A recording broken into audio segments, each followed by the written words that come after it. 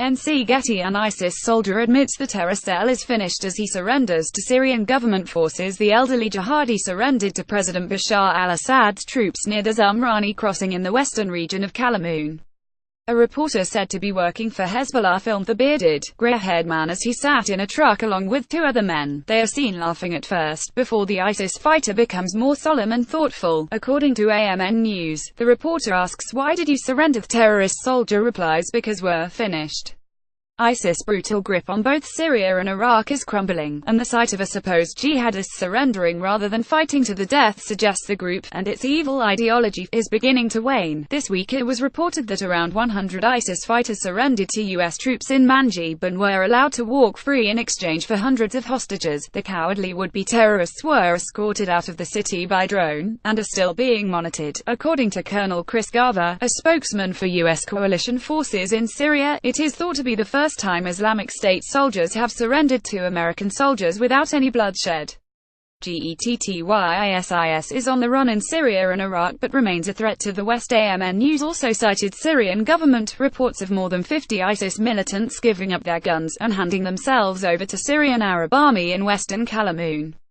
This week, the embattled death cult tried to re-establish its reputation for ruthlessness by slaughtering 5 of its own leaders on accusations of cowardice. A paramilitary official from the Shield al-Hashd al-Shabi Popular Mobilization Units revealed the terror group turned on its The Killer Quintet in central Iraq and sentenced them to death on Tuesday. He said ISIS executed 5 leaders in Anna town, west of Ramadi, and punished others. The group accused the slain and punished leaders of reluctance, especially after several members were killed and injured by army and paramilitary troops over the past few days.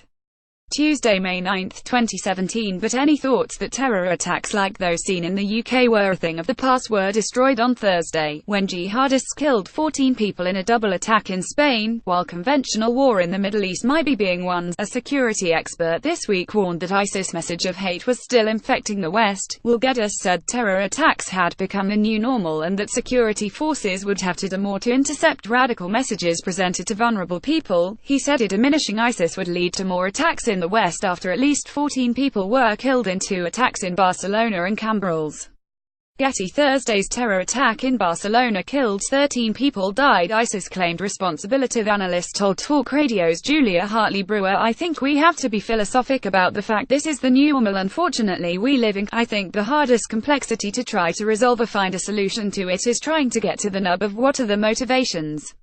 Now, unfortunately, we have a vast majority of disenchanted and disgruntled individuals out there that feel life's given them certain hardships so that they don't have any purpose or any kind of target in life. Therefore, they have aligned themselves to some kind of radical belief like Islamic extremism, and as a direct result of that, it's very difficult to try and find a remedy or a solution to counter that.